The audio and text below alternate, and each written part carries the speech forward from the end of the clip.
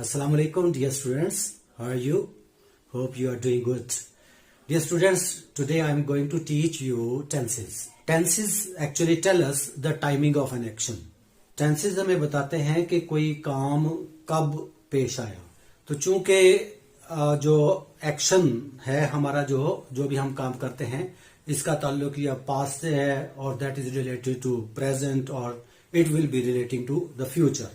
यानी या माजी से कुछ बातें हम बताएंगे या प्रेजेंट की बातें बताएंगे या फ्यूचर के बारे में. तो for all these 3 times we are having 4 types of tenses. तो 4 3s are 12. There are 12 tenses.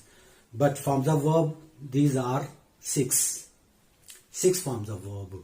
These are not 3, these are 6 forms of verb. I'll tell you and I'll teach you verb after these lectures about tenses, and after completing the tenses we'll go to the forms of verb. There are 6 forms of verb while there are 12 tenses.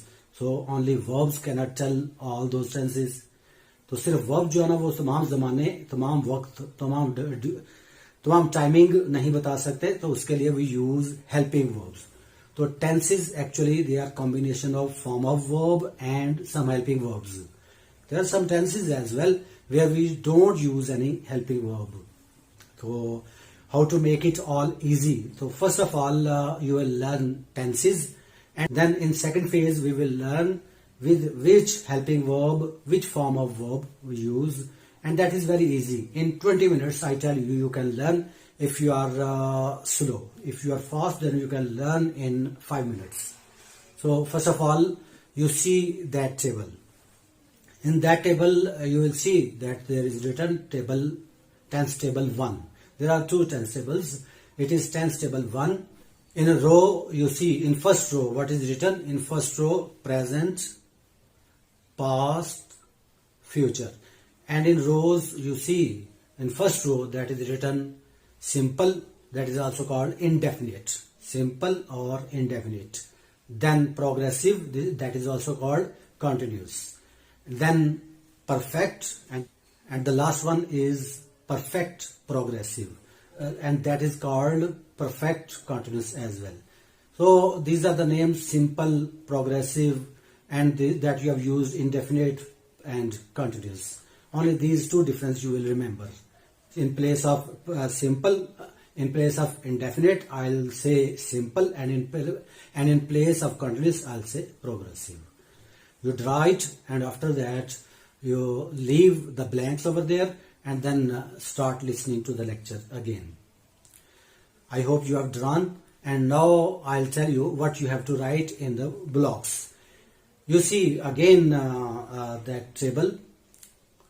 There in the first block, you will write ta hai. In second, ta tha, ya. Ta tha, ya. And in the last one, you will write ga. So you will learn first row, ta hai, ta tha, ya, ga. You learn that. Learned. Then go to second row.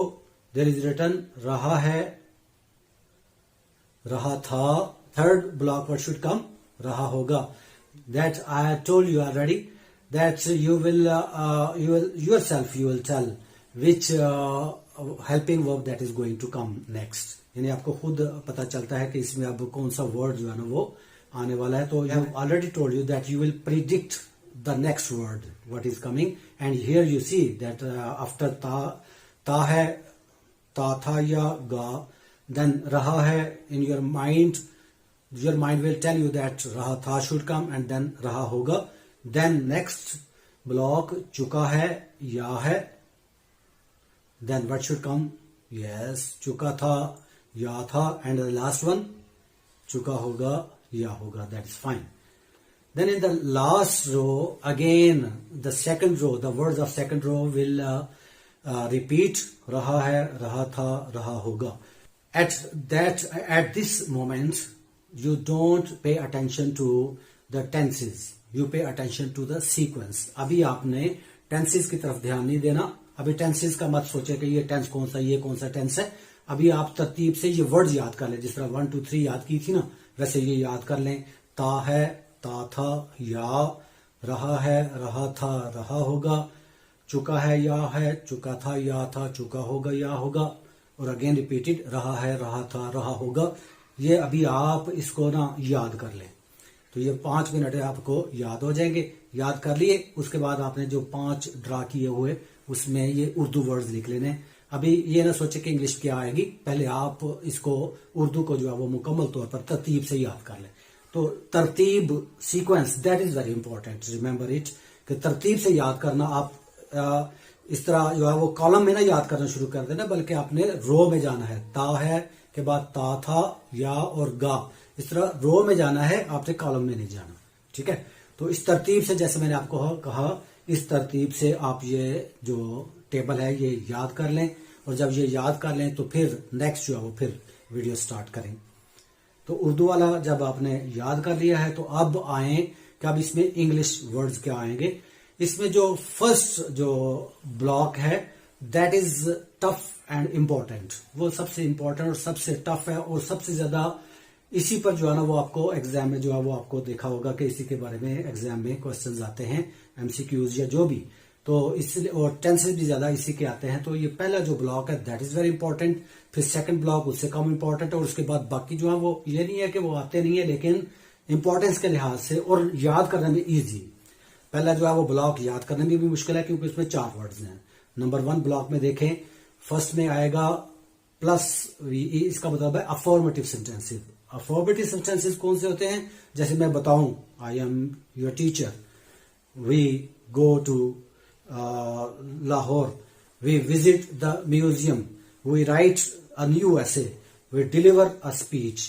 तो ये affirmative है जिसमें नहीं या question वगैरह नहीं आता। जिसमें नहीं आ जाए, जैसे I don't like this book, तो इसमें डोंट लाइक या मुझे ये किताब पसंद नहीं, तो जिसमें नहीं या डोंट का आ जाए तो उसको नेगेटिव या इंट्रोगेटिव कहते हैं। तो अफॉर्मेटिव सेंटेंसेस जिसको मैंने प्लस ई भी लिखा यानी पॉजिटिव लिखा, उसमें हम याद करेंगे फर्स्ट फॉर्म और फिफ्थ फॉर्म। यानी जब अफॉर्मेटिव सेंटेंसेस होंगे, ता है ऊपर आया है ना, तो उसके साथ जब फर्स्ट फॉर्म और फिफ्थ फॉर्म लगाएंगे, और नेगेटिव और इंट्रोगेटिव में डू डज लगाएंगे। तो देखें इंग्लिश में क्या लिखा मैंने आपके लिए, जो है वो स्लाइड आई है, तो उसमें लिखा हुआ first form, fifth form, do does. ठीक है, ये आपने याद कर लिया। ये ब्लॉक अच्छी तरह याद करना है, ये सबसे टफ, लंबा और मुश्किल है। ये आपको याद हो गया तो बाकी सारे टेबल में इतना ही टाइम लगेगा। तो ये आपको याद हो गया है अच्छी तरह, तो नहीं तो रिपीट करते जाएं और बार बार अच्छी तरह रिपीट करें। यानी इसमें क्या आया, first form, fifth form, do does.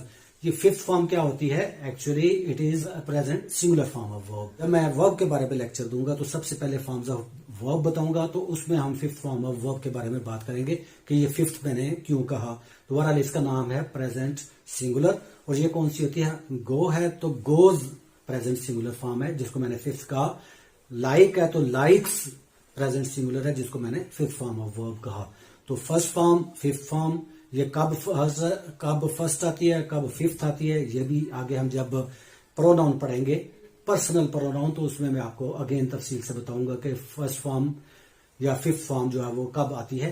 तो ये जरा थोड़ा सा आगे, अभी फिलहाल जो है वो आपकी तवज्जो इधर नहीं जानी चाहिए। आप सिर्फ अभी आप टेबल को याद करने की तरफ ध्यान दें कि आपको ये टेबल याद हो जाना चाहिए।